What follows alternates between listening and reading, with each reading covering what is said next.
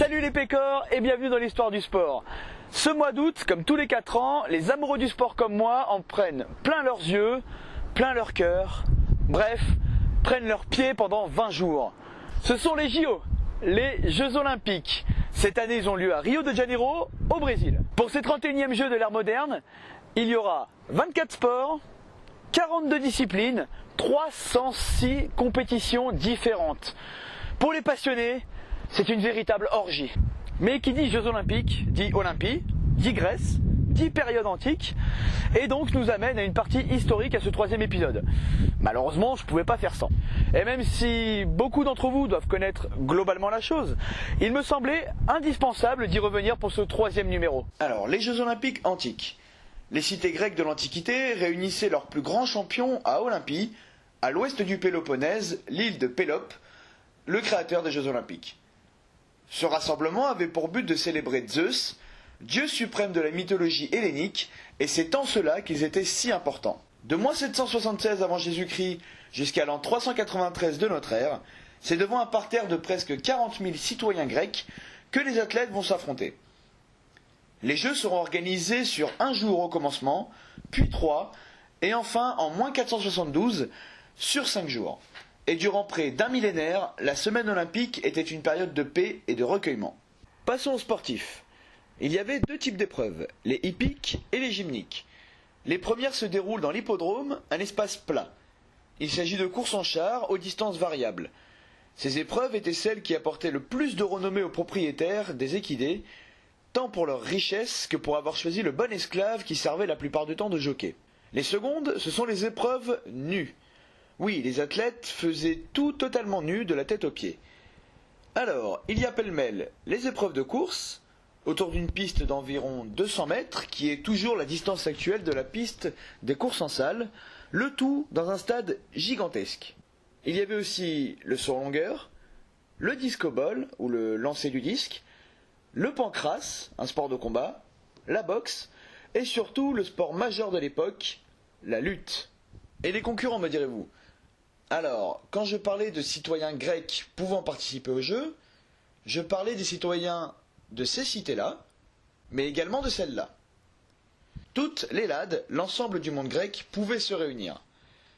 Enfin, quand je parle de citoyens du monde grec, c'est-à-dire pas les femmes, ni les esclaves, ni ceux qui n'ont pas fait leur service militaire, ni les métèques dont les parents ne sont pas grecs.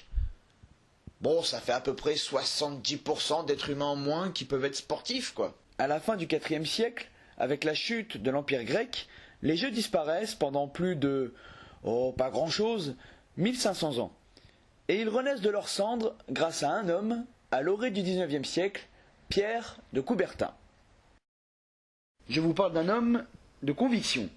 Il était persuadé que le sport devait être au cœur de la société française. Issu d'une famille noble, petit-fils d'un haut fonctionnaire sous Napoléon, le baron Pierre Frédy de Coubertin est surtout connu pour la renaissance des JO modernes, mais pas seulement. Ce multiple champion de France de tir est aussi à l'initiative de la création du CIO, le Comité international olympique, le principal organe directeur du sport mondial, de l'intégration du sport dans les milieux scolaires, ce qui est essentiel à mes yeux. On lui doit aussi la création du bouclier de Brennus, toujours le trophée du championnat de France de rugby, qu'il a lui-même dessiné. Mais ce qui nous intéresse, ce sont les Jeux Olympiques.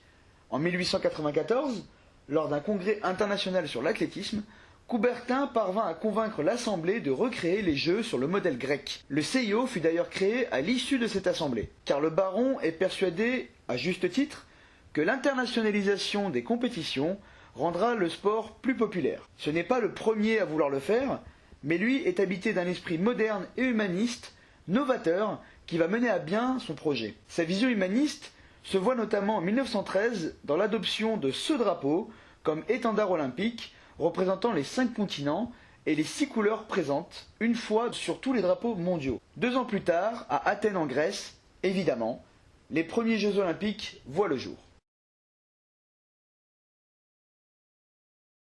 Athènes, 1896. Pour la reprise des JO, 9 sports sont au programme. Athlétisme, cyclisme, escrime, haltérophilie, lutte, natation, tennis, tir et gymnastique. et 43 épreuves vont être disputées. Le 6 avril, les JO s'ouvrent avec 14 délégations de 3 continents différents. Et l'intégralité des 241 athlètes, oui c'est peu, défilent sous les bannières, tous amateurs et exclusivement masculins, les mœurs de l'époque. Le premier champion olympique est couronné en triple saut, l'américain James Brendan Connolly. 4 ans plus tard, l'idée a fait son chemin et les Jeux se retrouvent à Paris. 10 délégations supplémentaires, l'apparition des femmes pour la compétition de croquet et de quelques équipes internationales, notamment en tennis. Sauf qu'il y a un hic. En cette période, à Paris, il y a l'exposition universelle. Les Jeux se confondent dans l'expo et sont disséminés sur quelques 4 mois. Une mauvaise organisation qui fait que certains sportifs ne savent même pas qu'ils participent aux JO. Les 5 continents sont enfin représentés à l'édition suivante à Londres. En 1920, à Anvers, plusieurs pays de chaque continent sont représentés pour la première fois. Et ainsi de suite, de manière croissante, jusqu'en 1936, de plus en plus de sports, d'athlètes et de pays. Mais le sport a beau être l'une des plus belles choses qui existent, il ne résiste pas aux conflits mondiaux et aux enjeux politiques. Durant les 2 guerres mondiales, les éditions prévues sont annulées, 1916, 40 et 44. Le CIO a toujours eu comme volonté de ne pas se laisser parasiter par la politique. En gros, dès qu'il y a une situation géopolitique que la majorité de la diplomatie mondiale rejette, le CIO s'aligne. En 48, le Japon et l'Allemagne ne sont pas conviés par exemple. En dehors de ça, les pays organisateurs et participants se servent de l'Olympiade pour montrer leur puissance, ou pour faire pression sur la scène internationale. En 1980, les États-Unis boycottent les Jeux de Moscou en pleine guerre froide pour protester contre l'invasion de l'Afghanistan par l'URSS. Et en 1984, c'est la revanche. C'est l'URSS et ses 14 alliés qui ne se déplacent pas en Californie, à Los Angeles. C'est à ce moment précis que l'on comprend que les JO ont pris une ampleur colossale depuis la fin de la Seconde Guerre mondiale. C'est ce que j'appelle l'ère postmoderne de l'olympisme. Après la fin de la Seconde Guerre mondiale, les Jeux Olympiques reprennent leurs droits en 1948. Et il faudra attendre 24 ans, soit 6 Olympiades, pour atteindre une forme de Jeux Olympiques comme on le connaît aujourd'hui. Ici, à Munich, en 1972, le premier parc olympique est construit. Un complexe sportif géant réunissant les presque 200 compétitions de cette 20e édition des Jeux. Mais pour vous le présenter, il me semble plus judicieux de monter là-haut.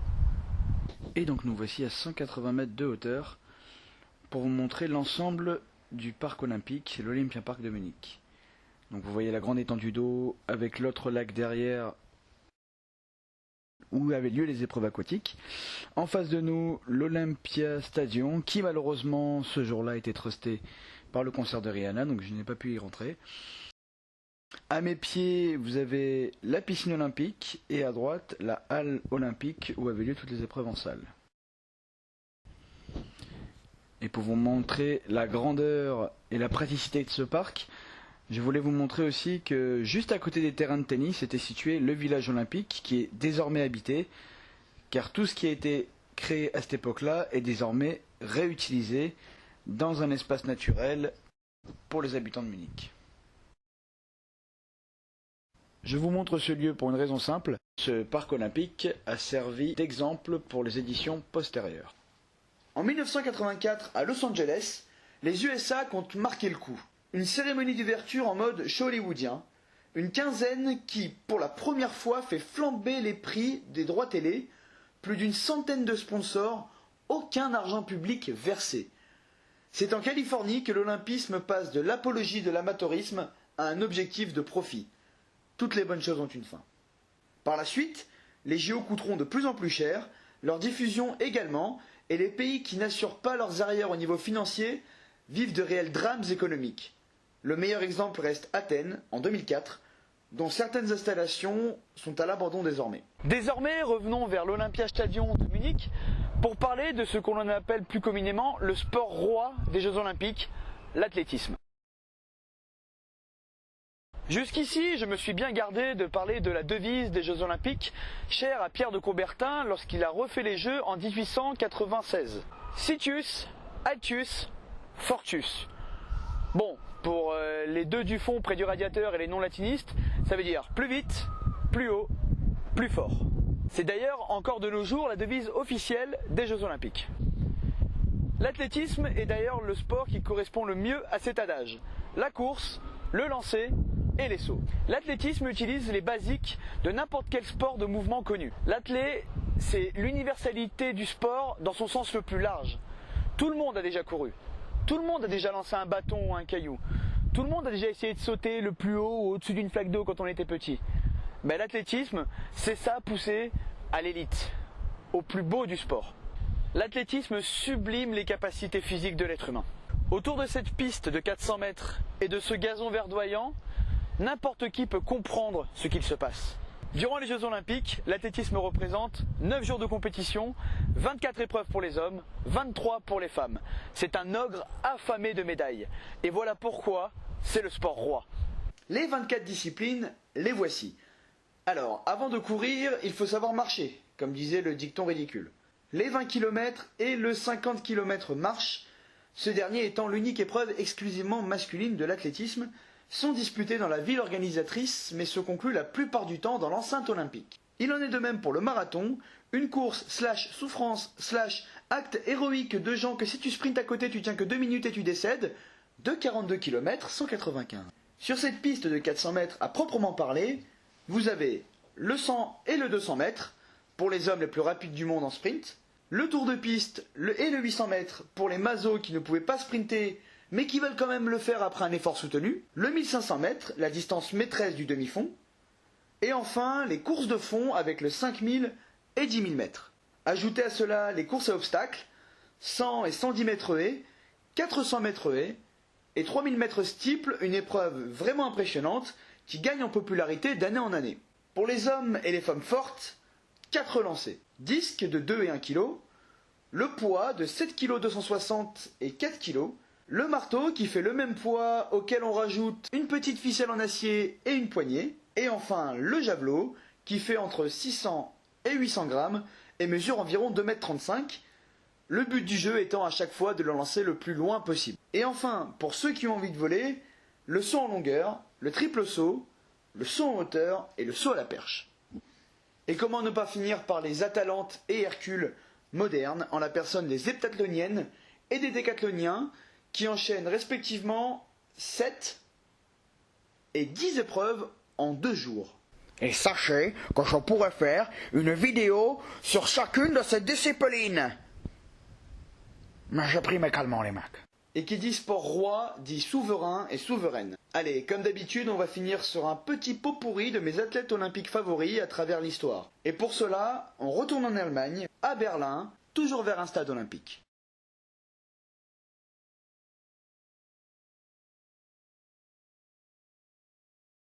Et on va commencer cette liste de grands champions non exhaustive par les rois de la piste, les sprinters. Donc on va faire ça simplement, chronologiquement. 1936, Berlin, Olympiastadion, Jesse Owens. John Cleveland Owens est le premier qui a réalisé ce que j'aimerais appeler la grande couronne du sprint. 100 mètres, 200 mètres, 4 x 100 mètres et saut en longueur. Pour le saut en longueur, il faut savoir que l'Américain a été le premier dans l'histoire à franchir la barre des 8 mètres. Ce qui rajoute à son exploit de ces 4 médailles d'or, c'est également le contexte politique. Un contexte politique des plus compliqués. Déjà au niveau américain, Owens est noir, états-unien, dans un pays où la ségrégation bat son plein entre les 2 guerres mondiales. Et surtout au niveau allemand, car dans ce stade, Adolf Hitler a pour but, durant ces Jeux Olympiques, d'assumer ses théories racialistes et de montrer la toute-puissance de l'Allemagne. L'histoire retiendra que malgré tout, le sprinter américain n'aura pas vu de mépris de la part de Adolf Hitler, le Führer le saluant même à la fin de ses exploits. Mais du mépris de la part de son président, Theodore Roosevelt, qui ne l'invita même pas à la Maison Blanche, à son retour aux États-Unis, par peur de perdre les votes des États ségrégationnistes, car un noir à la Maison Blanche, ça faisait tâche à l'époque. On fait un bond de 48 ans dans le temps pour trouver son successeur, Carl Lewis. Le grand Carl réalise le même exploit que son aîné à Los Angeles en 1984. La triple couronne du sprint, plus la longueur. Mais là où Lewis est à mes yeux le plus grand, c'est que 4 ans plus tard, il récidive sur 100 mètres, derrière un Ben Johnson dopé, et en saut en longueur, en ratant de peu le triplé avec le 200 mètres et accrochant la médaille d'argent. En 1992 à Barcelone, il remporte le relais 4 x 100 et conserve sa médaille au saut en longueur. Et enfin à Atlanta, de nouveau aux États-Unis, comme pour boucler la boucle, il remporta son ultime médaille d'or, encore une fois à la longueur. Ce qui fait de lui, en plus du plus grand sprinter de l'histoire actuelle, le plus grand sauteur en longueur de tous les temps. 4 médailles d'or d'affilée, c'est juste surhumain, et il est le co-recordman de médailles d'or en athlétisme aux Jeux Olympiques. King Carl, I'm your loyal subject. Et comment ne pas parler de la foudre, désormais, Usain Bolt. 2 médailles d'or et 2 records du monde en 2008 à Pékin sur 100 et 200 mètres. Ce n'est pas un oubli de ma part, je n'ai pas compté le relais, car entre-temps, Nesta Carter a été rattrapé pour la patrouille et on a trouvé des produits dopants à l'intérieur dedans de lui. Le Jamaïcain récidive en 2012 à Londres, 100 mètres en battant son propre record olympique et 200 mètres en égalant l'ancien record olympique. Il devient le premier athlète de l'histoire à réaliser le doublé sur 2 JO et il passe en plus la barrière mythique des 37 secondes avec ses copains jamaïcains sur le relais 4x100 mètres. À Rio cette année, il a l'occasion de devenir le plus grand sprinter de l'histoire. Revenons maintenant à l'origine des JO, à Athènes en 1896. Spiridon Louis remporte le premier marathon de l'histoire des Jeux. Les textes racontent que toute la ville d'Athènes s'est enthousiasmée pour la victoire de l'Hellène, la première vedette de l'histoire moderne. Haïlé Gebrselassie, l'athlète le plus souriant de tous les temps. Non mais c'est vrai, regardez-moi ce smile. Et en plus, il remporte le 10 km sur 2 JO, résistant à ses coéquipiers éthiopiens, mais aussi à l'équipe kenyane en 96 et 2000. Paavo Nurmi. En gros, entre 1920 et 1928, si vous faisiez du fond, du demi-fond ou du cross, vous aviez peu de chances de gagner la course. Le Finlandais est aujourd'hui encore l'athlète le plus médaillé de tous les temps, avec 9 médailles d'or et 3 d'argent. Robert Korzeniowski. Réaliser un triplé sur 3 éditions différentes, c'est déjà monstrueux entre 1996 et 2004. Et en plus le faire dans une discipline aussi dure que les 50 km marche, c'est phénoménal. Et si en plus vous ajoutez une petite breloque en or sur 20 km en 2000, vous obtenez simplement le plus grand marcheur de tous les temps. Jan Zelezny. Être recordman du monde et confirmé au JO, c'est toujours difficile. Demandez à Sergei Bubka. Pas pour le grand Yann. Triple champion olympique du javelot, un maître de la discipline dont le record du monde n'est pas près de tomber, 98 mètres et 48 cm. Tirunesh Dibaba, la reine du fond. 2 médailles d'or consécutives sur 10 000 mètres à Pékin et Londres. Cette année, elle a l'occasion de rentrer parmi les meilleurs fondeurs de tous les temps. Marie-Josée Pérec. Une demi-surprise à Barcelone, une consécration à Atlanta. Un doublé sur 200 mètres en 92 et 96, et elle réussit l'exploit de rajouter le 400 mètres à Atlanta.